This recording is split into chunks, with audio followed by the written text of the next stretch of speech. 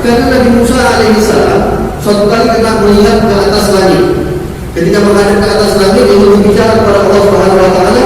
Nabi Musa melihat, ya Allah, aku baca di langit ada tulisan bahwasanya akan datang satu umat nanti di akhir zaman, yang mana mereka ibadahnya sedikit, akan tetapi engkau lipat gandakan ibadah-ibadah mereka.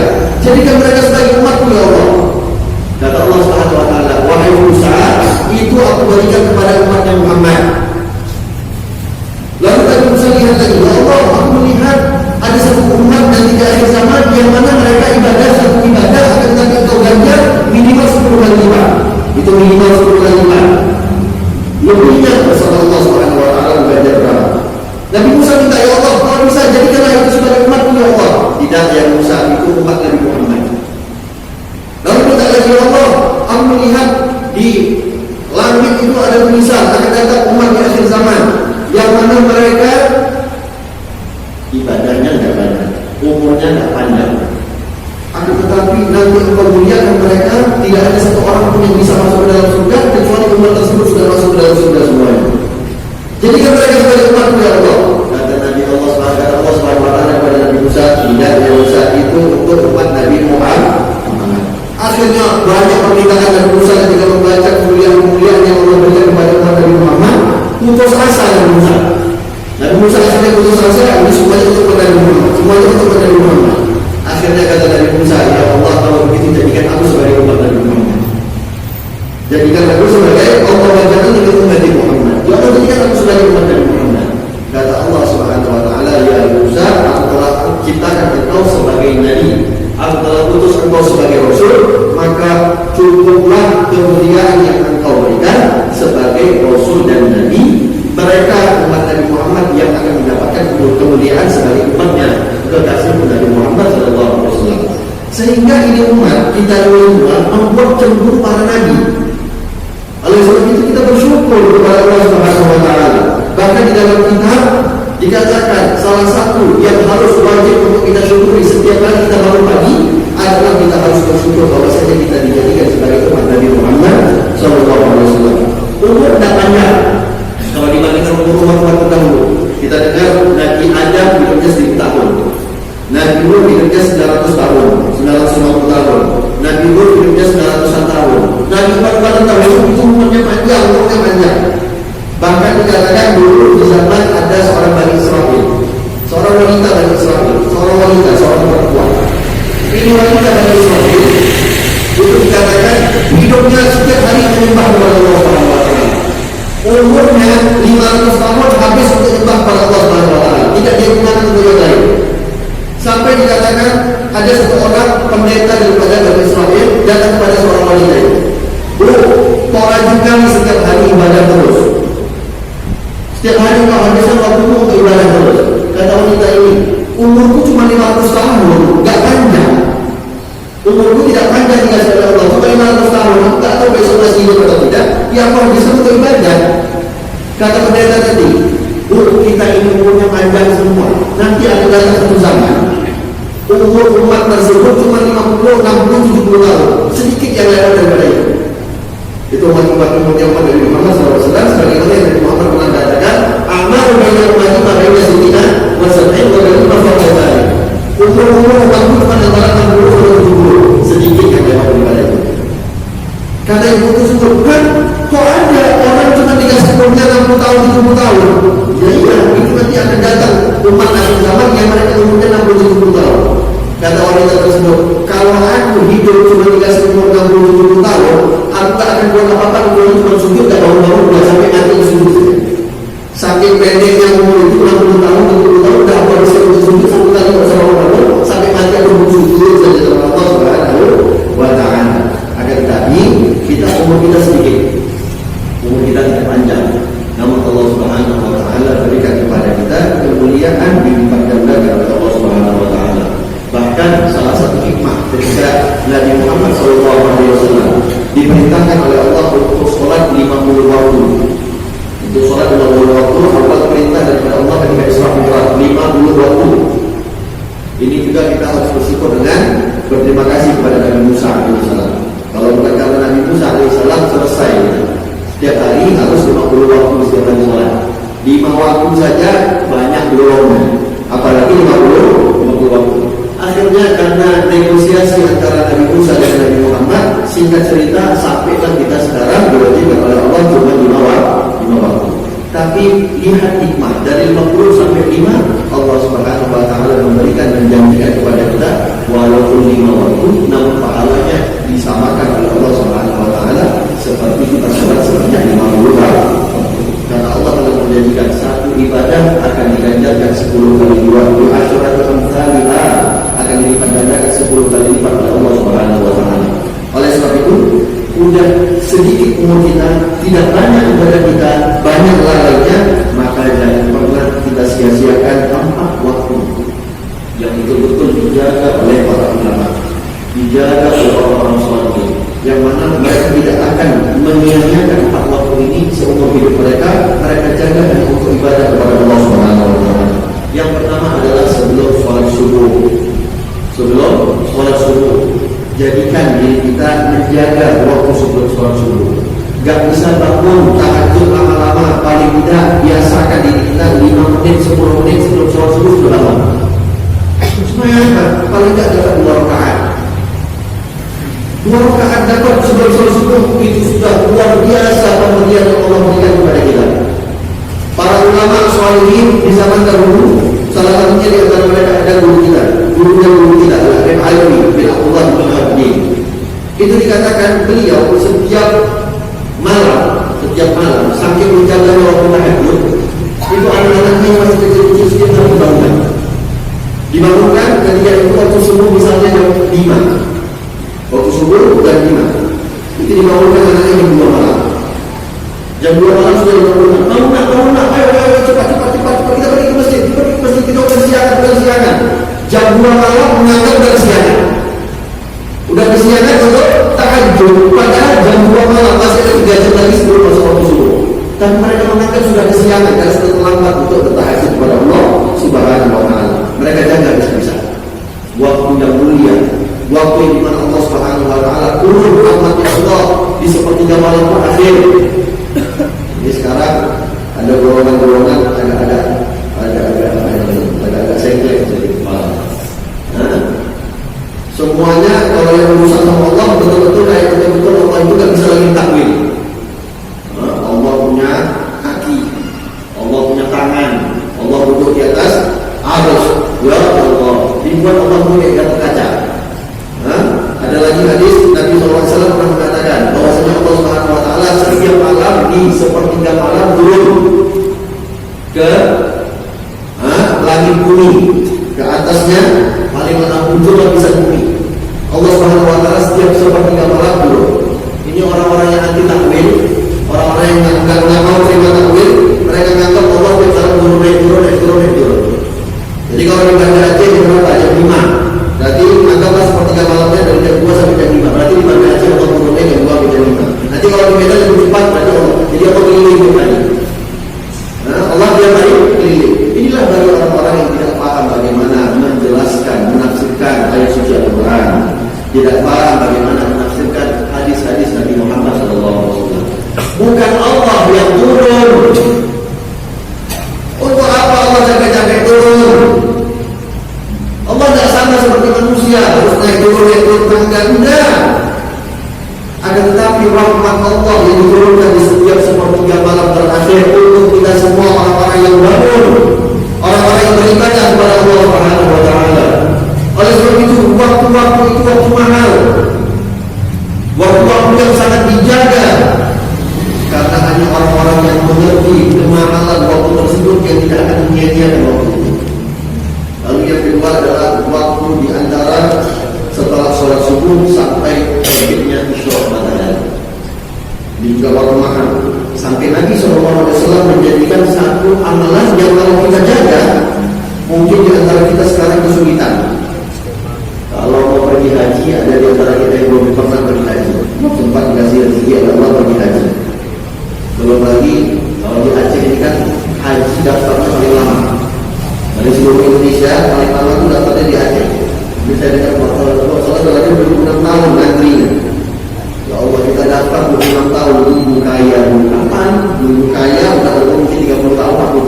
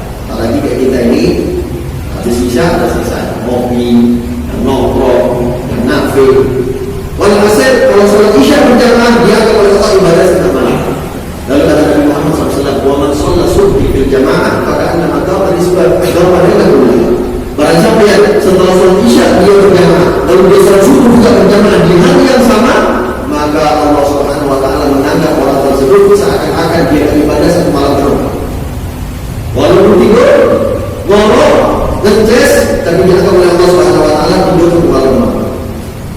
Bahkan Nabi SAW menjadikan barang siapa yang sholat subuh berjamaah, syarat pertama.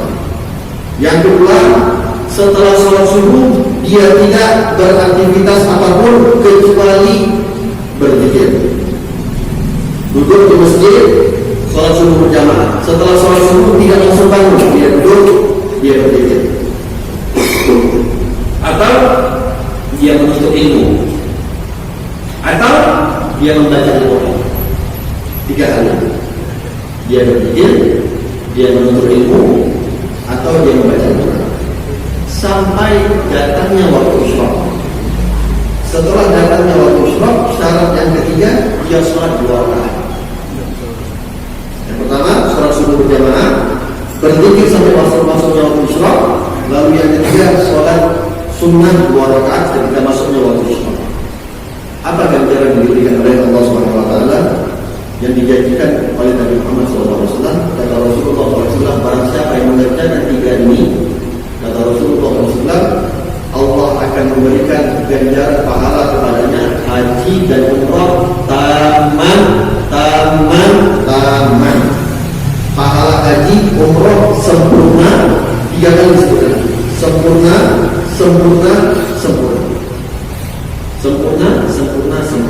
Tahu makna sempurna?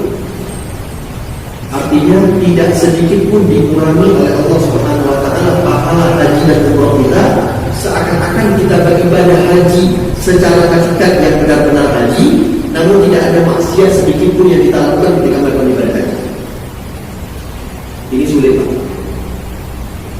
Ketika kita pergi haji, ya Allah, zaman sekarang lagi, kalau dulu haji itu mahal, bukan karena biayanya mahal, tapi pengorbanan untuk sampai pergi haji itu mahal. Jadi orang-orang kalau sudah pengorbanannya besar, biasanya apa yang dilakukan dia akan menghargai atas hasil pengorbanannya. Tapi karena memang sekarang fasilitas semakin mudah, bahkan ada orang mungkin bisa setiap bulan pergi umroh. Mungkin ada yang bisa setiap tahun pergi haji. Karena sudah dekat antara Mekah dengan Aceh. Mungkin 5-8 jam, 9 jam kita sampai ke Mekah, sampai ke Jeddah. Akhirnya karena pengorbanan sudah sedikit, jadi kita mulai meremehkan suatu ibadah. Banyak orang sekarang pergi haji, datang ke sana, tahunya cuma selfie. Sampai ke sana Masjidil Haram, selfie. Sampai ke sana Masjidil Nabawi, selfie. Yang penting selfie. Nanti kita tanya berapa kali umroh? Kalau sekali itu bisa dipindah. Berapa kali ziarah Nabi? Sudah cukup sekali itu cukup. Kenapa? Kurang pengorbanan. Tapi lihat bagaimana orang dulu, apalagi sebelum ada pesawat. Dulu naik kapal laut. Dulu ada orang-orang ngumpul seperti di Sabang. Terminal kita dulu di Sabang, terminal haji. Zaman dulu belum ada pesawat. Semua orang dari Indonesia pergi ke Sabang untuk bisa pergi ke Tanah Suci Haram. Pengorbanan pergi 3 bulan, pulang 3 bulan. Banyak di antara mereka kita teringat dulu ketika mengantar orang-orang tua, seorang masih kecil mengantar orang-orang tua mau pergi haji, itu nangis seakan-akan orang tua sudah nggak balik lagi. Tapi sekarang orang tua mau pergi umroh udah mak hati-hati ya, telepon aja di rumah, kalau saya kayak fotonya lagi. Karena ada pengorbanan memang nggak ada, sedang kurang, sehingga dulu orang-orang yang pergi haji dia menjaga. Dia sudah habiskan waktunya habis-habisan 3 bulan untuk pergi, 3 bulan pulang, 6 bulan di perjalanan. Belum lagi dia habiskan uangnya, dia sisakan untuk bekal anak istrinya di rumah. Jadi dia menganggap dia maksimalkan ketika dia melakukan ibadah haji di tanah haram. Dia sayang kalau dia tidak habiskan, dia maksimalkan untuk ibadah. Tapi kalau zaman sekarang, apalagi ya Allah, orang haji, apalagi orang Indonesia. Saya cerita sedikit bagaimana kisahnya orang Indonesia. Ketika dulu saya pergi haji di tahun 2011. Waktu itu kami haji masih anak-anak muda semua. Dari Yaman, karena saya belajar dari Yaman, akhirnya haji dari Yaman, pergi ke Saudi, ke Haram. Ya, karena dari Indonesia juga kita banyak jumpa sama orang Indonesia. Selesai Mina, selesai Arafah, selesai Tahallul, Tawaf, Ifadah, selesai semua. Waktu itu karena Tahallul pertama sudah selesai lempar jamaah, setelah itu syukur ampun. Anak-anak muda dari negeri-negeri lain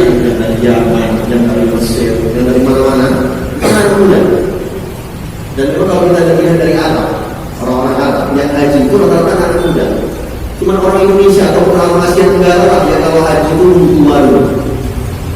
Apalagi sekarang ini ada lagi model-model ada tren zamannya. Ditanya, kenapa orang muda agak umroh pada umroh ada, orang muda punya uang lebih.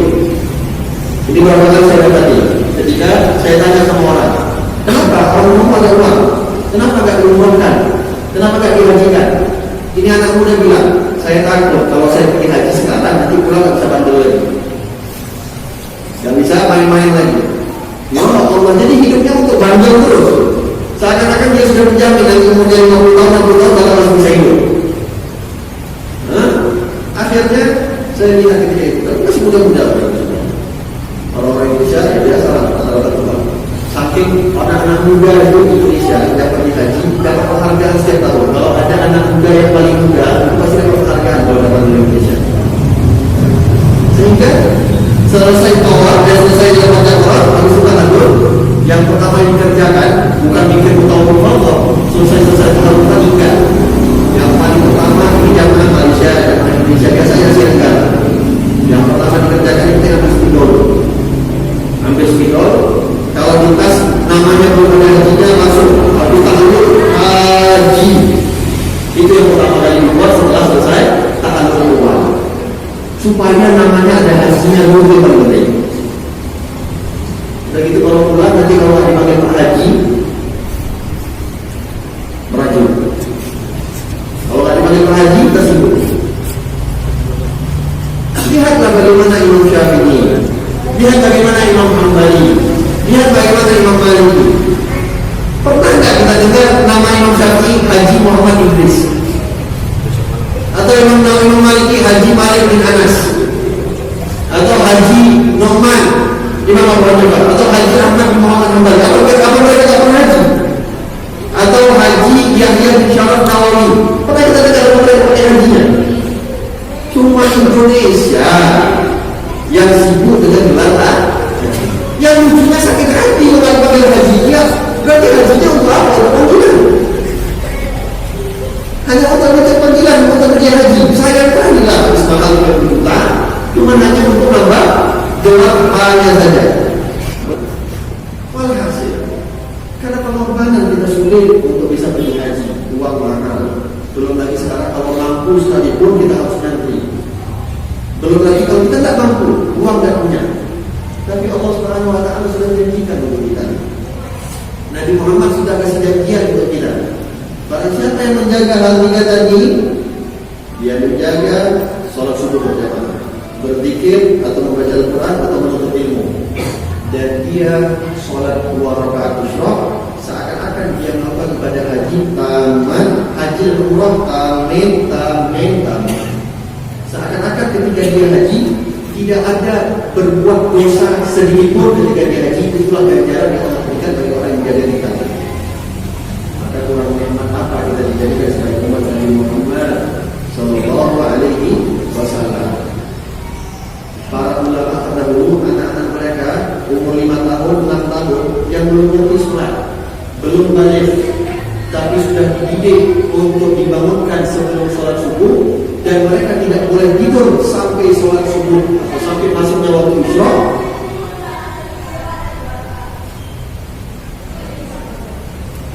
Sampai masuknya waktu isyraq, walaupun ngantuk-ngantuk, yang penting tidak boleh ada di atas tempat tidur. Duduk-duduk dia sampai tidur ngantuk-ngantuk, yang penting tidak di atas tempat tidur. Duduk. Itulah bagaimana orang-orang terdahulu menjaga anak mereka tarbiyah. Lalu yang ketiga yang dikatakan oleh para ulama,